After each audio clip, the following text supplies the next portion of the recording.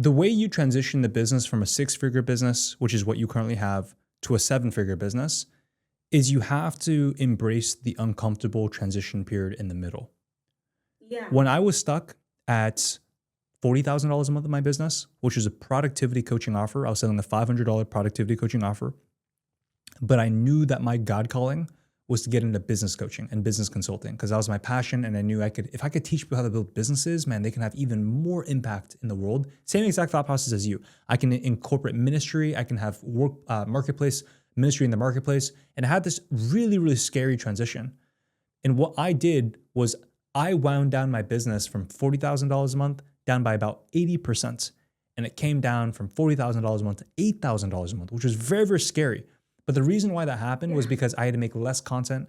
I had to focus less on taking sales. I had to take less coaching calls for my productivity coaching business in order to put the time into the business to build, to have the deep work, to record the course content, to be able to take on those initial. I also made a secondary social media account for this, and you know what happened? That 80% drop down lasted for 3 months. Where 40,000 came down to 8K, 8K, 8K. And I didn't make anything else because this business was still getting off the ground. I was working on the product, et cetera, et cetera. And then month 4, this business over here did $100,000 on this first month. And it never did less than $100,000 after that. That was 2021 until now. I kind of figured that would have to happen. So I was thinking about timing before the call because I was thinking, I think first to get off my plate would be the brand deals. So like little by little taking less. So I could spend more time on that. And then knowing that there's going to be a couple months where the revenue may not be good. So I want to prepare for that. Yeah, exactly. You want to mentally prepare for that because that's realistically what's going to happen.